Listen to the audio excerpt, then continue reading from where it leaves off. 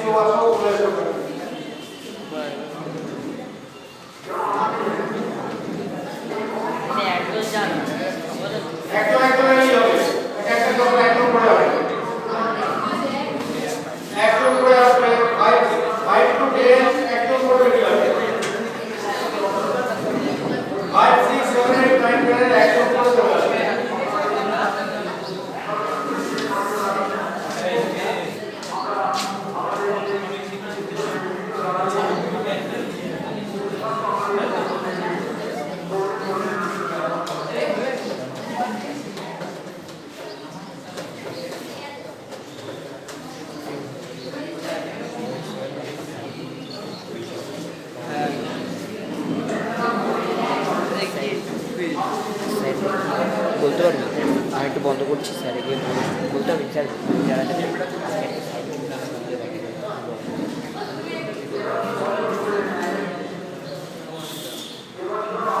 Stop করছি ঠিক আছে নে আমি ডেকে নিচ্ছি রাইমা ঘোষ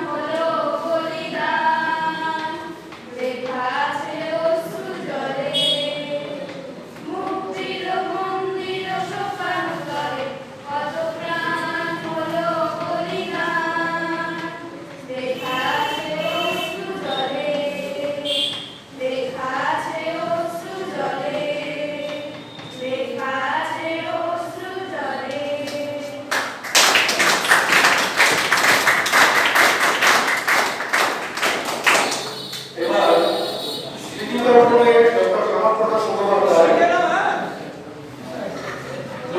সৌগতদের অরূপ।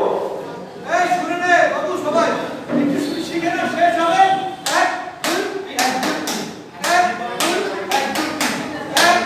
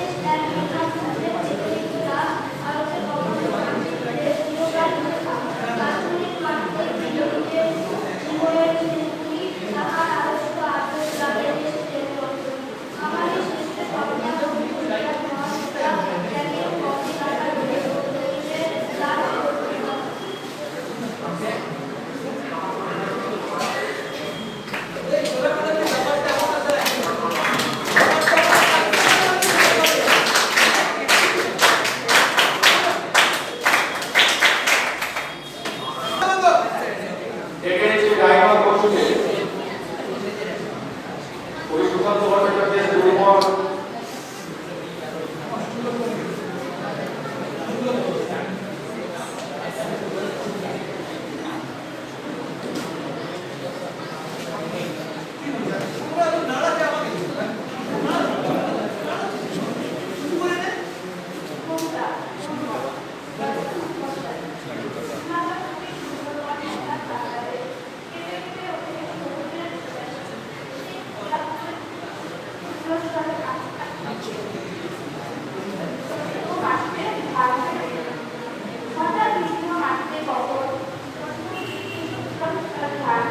গত 18 সূচে মুছে আমার একটু বাংলাদেশের নাম হয় গান নয় গান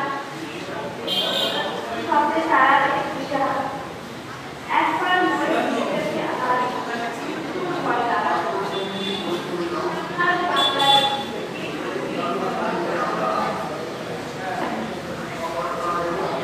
মনে থাকবে তো আজকে সবার ঘরে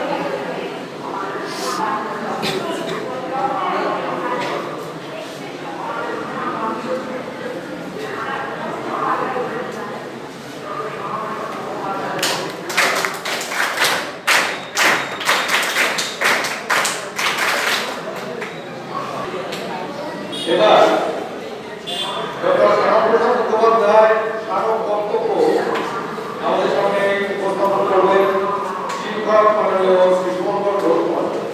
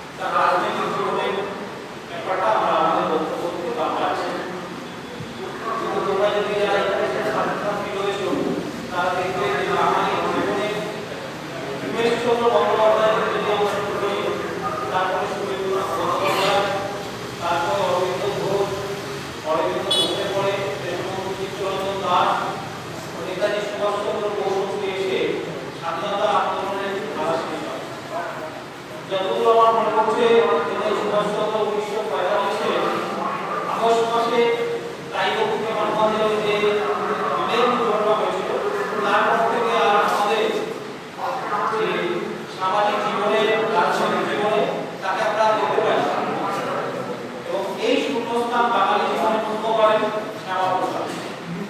শ্যামাপ্রসাদের ব্যক্তিত্ব নিয়ে তার রাজনৈতিক সচেতনতা দিয়ে তার শিক্ষা এবং আধুনিক মনস্ক আমরা একটু বাংলায় কথা বলি বাপকা বেটা। শ্যামাপ্রসাদ এরকম মানুষ ছিলেন।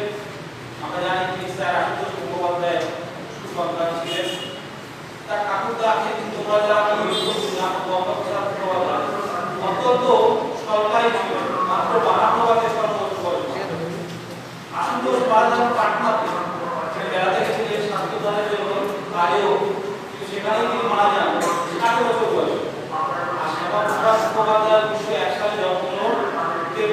হাজার অর্থাৎ 52 বছর।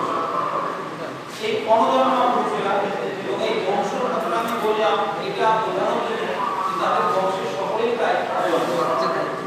কিন্তু অন্য কথায় না গিয়ে আপনার একটা জিনিস দেখা বলবো, আমার একটা হাতে লেখা চিঠি রয়েছে, এটা নজরুলের লেখা শ্যামাপ্রসাদ চিঠি। আমি এই চিঠিটি পড়লে তোমরা যে আমাদের জীবনে শ্যামাপ্রসাদের কি ভূমিকা এবং শ্যামাপ্রসাদ কিরকম মানুষ ছিলেন, আমার মুখে কথা শুনে তো লাভ নেই, আমরা বলে পরে মুখে ভাবতে হবে, কিন্তু নজরুলের মতো মানুষ তিনি কি দিচ্ছেন শ্যামাপ্রসাদকে, এই চিঠিটি পড়লে তোমাদের কাছে একটা সম্পূর্ণ ধারণা তৈরি হবে। আমি আমার বই থেকে এই চিঠিটা পড়ে শোনাচ্ছি। শ্রী চরণেশু আমার সশ্রদ্ধ প্রণাম গ্রহণ করুন। মধুপুরে এসে অনেক রিলিফ এন্ড রিল্যাক্সেশন অনুভব করছি। বাংলাদেশে লিখেছে মাথার যন্ত্রণা অনেকটা কমেছে, নজরুল লিখছে। জিহ্বার জড়ত্ব সামান্য কমেছে, তখন কিন্তু নজরুল প্রায় প্যারালাইজ, আস্তে আস্তে প্যারালাইজ হয়ে যাচ্ছে। আপনি এত শক্ত আমার ব্যবস্থা না করলে হয়তো আমি কবি মধুসূদনের মতো হাসপাতালে আমার মৃত্যু হতো। আমার স্ত্রী আজ প্রায় 5 বছর পঙ্গু হয়ে শয্যাগত হয়ে পড়ে আছে। ওকে অনেক কষ্টে এখানে এনেছি। ওর অসুখের জন্যই এখন 7,000 টাকার ঋণ আছে। ভাবো নজরুলের মতো কবি, তারও লোন রয়েছে। এর মধ্যে মারোয়ারি ও কাবুলিওয়ালাদের ঋণই বেশি। হক সাহেব, এখানে হক মানে ফজলুল হক, তিনি আমাদের উত্তরবঙ্গের মুখ্যমন্ত্রীও হয়েছেন এবং তিনি কৃষক প্রজা পার্টি, সেই পার্টি তিনি প্রতিষ্ঠাতা সদস্য ছিলেন। এই হক সাহেবই মনে রাখবেন লাহোরবন্দে পাকিস্তান প্রস্তাব উত্থাপন করেছিলেন। হক সাহেব যখন আমার কাছে এসে কাঁদতে থাকেন যে আমায় রক্ষা কর, মুসলমান ছেলেরা রাস্তায় বেরোতে দিচ্ছে না, আমি তখন মুসলিম লীগের ছাত্র ও তরুণ দলের লিডারদের ডেকে তাদের শান্ত করি। তুমি আজকের দিনও যারা একটু আত্মিক সচেতন, তারা আজকের দিনও বিভিন্ন ঘটনার সাথে এই অতি প্রাচীন ঘটনার একটা প্রাসঙ্গিকতা মিল খুঁজে পাবে। তারপর অ্যাসেম্বলির সমস্ত মুসলমান মেম্বারদের কাছে আমি আবেদন করি, তারা আমার আবেদন শুনলে 74 জন মেম্বার হক সাহেবকে সমর্থন করতে রাজি হলেন। নবযুগের সম্পাদনার ভার যখন নিই, তার কিছুদিন আগে ফিল্মের মিউজিক ডিরেকশনের জন্য 7,000 টাকা কন্ট্রাক্ট পাই। তারপরও নজরুল তখনকার দিনে সিনেমার মিউজিক ডিরেকশন করছে, 7,000 টাকা পাচ্ছে। নজরুল অভিনীত এবং তার গাওয়া সিনেমায় কি আছে, সিনেমাটার নাম ভক্ত প্রহ্লাদ, ভালো দেখবেন। সেখানে তিনি নারদের ভূমিকায় অভিনয় করেছেন। হক সাহেব ও তার অনেক হিন্দু মুসলমান সাপোর্টার আমায় বলেন যে তারা ও ঋণ শোধ করে দেবে, মানে 7,000 টাকা মুখ্যমন্ত্রী বলছে তিনি দিয়ে দেবে। আমি ফিল্মের কন্ট্রাক্ট ক্যান্সেল করব। পরে যখন 2-3 মাস টাকাটা করে টাকা পেলাম না, তখন হক সাহেবকে বললাম আপনি কোন ব্যাংক থেকে অল্প সুদে আমায় ঋণ করে দেবেন, আমার মাইনের অর্ধেক প্রতি মাসে দিতে রাখবেন। হক সাহেব খুশি হয়ে বলে 15 দিনের মধ্যে ব্যবস্থা করব। খেয়াল করবে, হক সাহেব বলছে 15 দিনের মধ্যে ব্যবস্থা করব,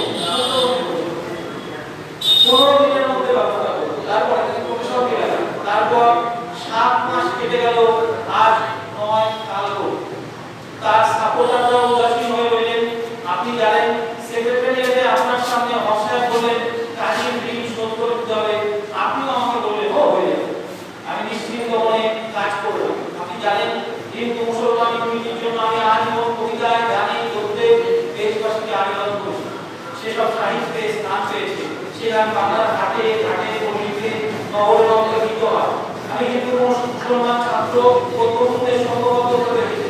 যদি হক মন্ত্রিত্ব ভেঙে যায় তাহলে আবার কমিশন বিস্তৃত মনে রাখবে সাম্প্রদায়িক উপমহাদেশের মধ্যে সংরক্ষণ করে বলা হয় যে হক সাহেবের মধ্যে সভাপতিত্বে বা তার যে উপস্থিতিতে কমিশন হয়ে গেছে।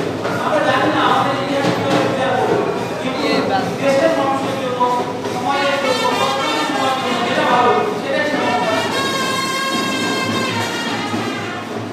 হক সাহেব এখন বললে কিসের টাকা, নজরুল টাকা দিয়ে গেছে, তখন তিনি ভুলে গেছেন, বলছেন কিসের টাকা। আমি চুপ করে চলে এলাম, তারপর আর তার কাছে যাইনি। আপনি সেক্রেটারিয়েটে যখন বলেছিলেন ও হয়ে যাবে, তখন থেকে আমি স্থির বিশ্বাস করে রইলাম আমি নিশ্চয়ই টাকা পাই। এই কোয়ালিশন মিনিস্ট্রির একমাত্র, দেখো এবার কি বলছে নজরুল, এই কোয়ালিশন মিনিস্ট্রি একমাত্র আপনাকে আমি সেই অন্তর থেকে শ্রদ্ধা করে ভালোবাসে তার কাউকে না। হয়তো সঠিক হবে না, তবু আমি বলবো দেখো নজরুল হক তিনি মুসলিম, নজরুল তিনি মুসলিম, তিনি বলছেন এই পয়সার মন্ত্রিসভায় তিনি কাউকে সব থেকে শ্রদ্ধা করি, তিনি কাকে বলছেন সমাজকে বলছেন। অর্থাৎ মানুষের প্রধান পরিচয় সে মানুষ, সে হিন্দু না মুসলমান সেটা কিন্তু নয়। এইটা যেন আমরা শিখতে পারি নজরুলের। আমি নিশ্চয়ই টাকা পাবো তার এই বিশ্বাস সেটা শিখবো। আমি জানি আমরা এই ভারতবর্ষকে পূর্ণ স্বাধীন করবো। সেদিন বাঙালি আপনাকে ও সুভাষ বসুকে সকলের আগে মনে করতে তবে অত্যন্ত আমি সুভাষের কথা বলেছি। মনে রাখবে বাঙালির জীবনে যে দুই যুবনেতাকে বাঙালি তার জীবনের আদর্শ করেছিল অবশ্যই তিনি হলেন এটাই সুভাষ শ্যামাপ্রসাদের অকাল মৃত্যু না ঘটলে পশ্চিমবঙ্গে যে বামপন্থী আন্দোলন সংগঠিত হয়েছিল সেটা কিন্তু সম্ভাবনা কথা ছিল সে কিন্তু আমাদের প্রশ্নচিহ্ন থাকে। শ্যামাপ্রসাদের আকস্মিক মৃত্যুর পরে বামপন্থীরা কিন্তু সেই জায়গাটি দখল করে এবং জনসংঘ বা হিন্দু জনসভার যে দল ছিল তারা কিছুটা দুর্বল হয়ে যায়। এটা আমাদের মনে রাখতে হবে। আগে মনে করবে আপনারাই হবে এদেশের সত্যকারের নায়ক। আমার অন্তরের কৃতজ্ঞতা ও ধন্যবাদ গ্রহণ করবেন। আমি জানি আমি হিন্দু মুসলিম ইকুইটি ফান্ড থেকে আমার ঋণ মুক্তির টাকা পাবো। আপনার কথা কখনো মিথ্যে হবে না। 500 টাকা পেয়েছি, যে সময় কথা আমরা বলছি 40-এর দশকে 500 টাকা বলতে আজকের দিনে কিন্তু 5 লাখ টাকা অধিক আপনার জন্যই পেয়েছি। আরো 500 টাকা অনুগ্রহ করে যত শীঘ্র পাবে পাঠিয়ে দেবেন বা যখন মধুপুরে আসবে দিয়ে আসবে। কোর্টের ডিউটি টাকা দিতে হবে। 3-4 মাস দিতে পারিনি তারা হয়তো বডি ওয়ারেন্ট বের করবে। ভালো নজরুলের মতো কবি তিনি টাকা দিতে পারছেন না দেখে তার মধ্যে ওয়ারেন্ট বেরোনোর আশঙ্কা তিনি করছেন। আর তাকে অফার করছিলেন তাকে কথা বলছে শ্যামাপ্রসাদ মুখোপাধ্যায়। আপনার মহত্ব, আপনার আমার উপর ভালোবাসা, আপনার নির্ভীকতা, শৌর্য, সাহস আমার অনুকরণকে অন্তরে বাহিরে মিশে রয়েছে। আমার আনন্দিত প্রণাম পদ্ম শ্রীচরণে গ্রহণ করুন। প্রণত রানী নজরুল ইসলাম। এই ছোট্ট চিঠিটার মধ্যে দিয়ে শ্যামাপ্রসাদ কিরকম মানুষ ছিলেন, তার দৃষ্টিভঙ্গি কিরকম ছিল, কতটা অসাম্প্রদায়িক তিনি ছিলেন দেখবে আজকে শ্যামাপ্রসাদের বিরুদ্ধে একটা বক্তব্য রাখা হয় বিরুদ্ধাবাদী অনেক সময় বলে থাকি ভুল করে বলে থাকি যে তিনি হয়তো সাম্প্রদায়িক রাজনীতির প্রবক্তা। সেটা কিন্তু এইখানে তুমি পড়লেই বুঝতে পারবে কথাটা সত্যি নয়। তার আমার কাছে বই আছে যদি আপনার তিনি আগ্রহ থাকে নিয়ে পড়তে পারো দেখবে সেখানে বলছে তিনি বলছেন যে বাংলাদেশে অবিভক্ত বাংলাদেশে মুসলমান এবং হিন্দু সংখ্যা প্রায় সমান সমান, মাত্র 50,000 বা একটাতে একটু অধিক বেশি বা কম। সেই দেশকে এইভাবে ভাগ কোনো দরকার ছিল না। তিনি বলছেন যে নর্থ ওয়েস্টার্ন ফ্রন্টিয়ার চীন, পাঞ্জাব এবং বাংলাদেশ যারা সব থেকে স্বাধীনতা সংগ্রামে বেশি পরিমাণে অংশগ্রহণ করেছে, যাদের যুদ্ধে সব থেকে স্বাধীনতা যুদ্ধে অবদান বেশি, তারাই সব থেকে পাঞ্জাব বিভক্ত হয়েছে, বাংলা বিভক্ত হয়েছে। শ্যামাপ্রসাদ তা চাননি, তিনি চেয়েছিলেন অবিভক্ত করা। যখন ভাগ হয়েছে যাতে হিন্দুদের জন্য এই দেশে কিছুটা হলেও সুবিধা করা যায় এবং সেই জন্য দেখবে তোমরা বিশেষ দিবস পালন করা হয়েছে। সেটা অন্য আমরা কাজ করতে যাচ্ছি না। আমি এই চিন্তা করে আমার বক্তব্য শেষ করছি এবং সবাইকে বলছি যে ইতিহাস পাঠ করো, তাহলে একটা নৈতিক একটা দৃষ্টিভঙ্গি তোমরা গড়ে তুলতে পারবে এবং যে কোনো বড় মানুষকে যখন বিচার করবো বা যে পজিটিভ সাইডস অর্থাৎ ইতিবাচক সেগুলো নিয়ে আমরা বিচার করব।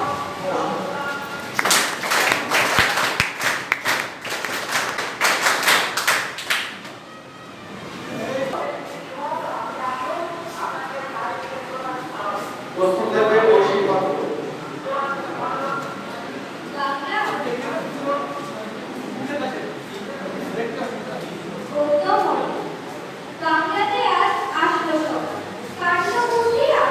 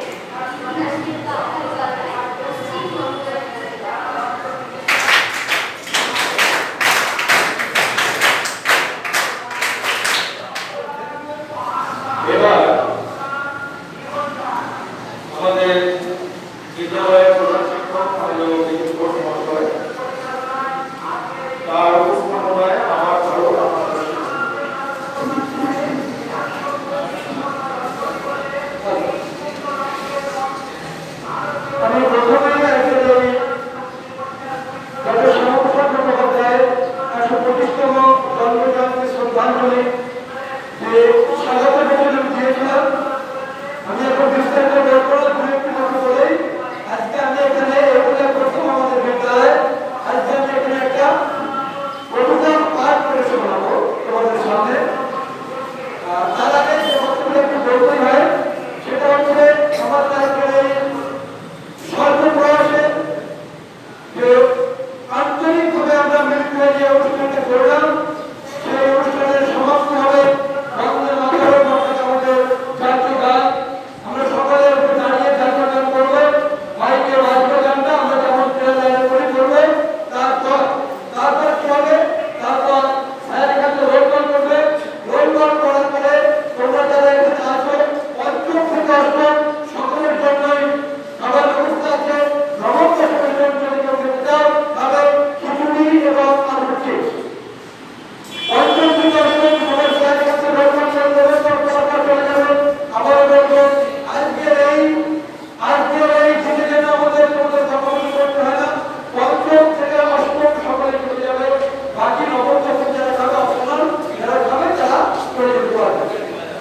আর সর্বশেষ যে কথা যে রোলকলটি শুরু করার আগে সেটা হচ্ছে আসলে আজ হচ্ছে ডক্টর শ্যামাপ্রসাদের 125তম জন্মজয়ন্তী। আমি যে কবিতাটা পাঠ করবো সেই কবিতার মধ্যে আসলে আমার ভারত এবং আমার পশ্চিমবঙ্গ এই দুই মিলনই আছে, সেটা তোমরা একটু মন দিয়ে শুনবে। আবার একটা কথা বলবো, তুই মানে কারা, আমরা যারা শিক্ষক মানে কারা, আমরা স্কুলের শিক্ষক নেই, যাদের কাছ থেকে তোমরা শিক্ষা লাভ করো তারা তোমাদের সবার তোমাদের পথ দেখায়। আমি হয়তো সেইভাবে হয়তো উপস্থাপন করতে পারবো না, যতটুকু পারবো। যদি সেখানে পরিবর্তন থাকে এখানে আমাদের ছাত্রছাত্রী আছে তাদের কাছ থেকে যদি আমি সত্যাগ্রহ অবশ্যই শুনবো, শিখে দেবো আগামী দিনের জন্য। তাতে কোনো কিছু আমাদের মান যাবে না। শুধু একটাই মনে রাখতে হবে, শেখার কোনো শেষ নেই। শেখার জন্য আমরা কোনো শিক্ষার পাত্র কোনোটাকে আমরা কিন্তু বিদ্যালয়কে নবশিক্ষা করতে কখনো দ্বিধাবোধ করবো না। শুরু করছি তাহলে আবার কিছু পাঠ।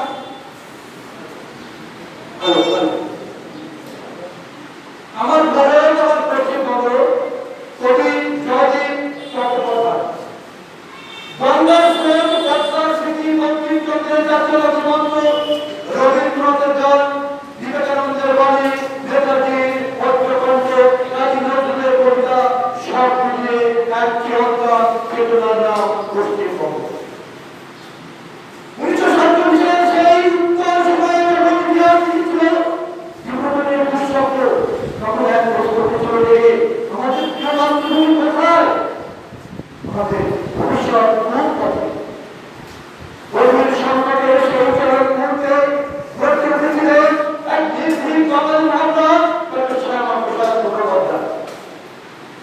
তিনি বলেছিলেন দেশের মাটি শুধু মাটি নয়, মাটি মানে মানুষের জীবনের মূল্য, আবহাওয়ার পরিচয়, সংস্কৃতি, ঐতিহ্য, বার্তার শাশ্বত ঠিকানা। তার দীর্ঘ সংগ্রাম, অসংখ্য মানুষের আশা আকাঙ্ক্ষা, বন্দী আইন সভারা, ঐতিহাসিক সিদ্ধান্তের মধ্যে দিয়ে অবশেষে 20 জুন জন্ম নিল পশ্চিমবঙ্গ, ভারতের অবিচ্ছেদ্য অঙ্গরাজ্য হিসাবে।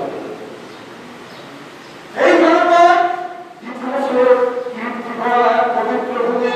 এই বাংলা সর্বস্থান, সংস্কৃতি ও নির্বন্ধনের ঠিকানা। আমাদের অঙ্গীকার ও বিত্তশপথ দেশ তথা রাষ্ট্রের নিরাপত্তা সার্বভৌমত্বের করতে কোনো আপোষ নয়। দেশের মানুষ আগে, মাতৃভূমির সম্মান আগে। যে শক্তি বিভিন্ন আগুন জ্বালাতে চায় তাকে ভালোবাসার আলো দিয়ে পরিচিত করবো আমরা। কারণ ভারত শুধু একটি ভূখণ্ড নয়, ভারত একটি চিরন্তন অনুভব। ভারতবর্ষ একটি অখণ্ড চেতনার আত্মা, আর সেই আত্মা এক উজ্জ্বল অধ্যায় আমাদের গর্বের ভূমি পশ্চিমবঙ্গ। হে বঙ্গমাতা, হে ভারত মাতা, তুমি এক অভিন্ন, তোমার মাটি আমাদের গর্ব, তোমার ভূমি ভাষা আমাদের প্রাণ প্রভাব, তোমার সংস্কৃতি আমাদের অহংকার। আজ আমরা একসাথে বলি বাংলাকে ঘর বাড়ি করব।